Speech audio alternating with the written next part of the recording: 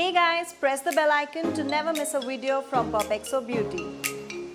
The 60s in Bollywood were all about beehive hair, rounded brows and a bold wing, and this look was popularized by the beautiful Sharmila Tagore. I mean, who can forget how stunning she looked in An Evening in Paris, and she was a true style icon at that time.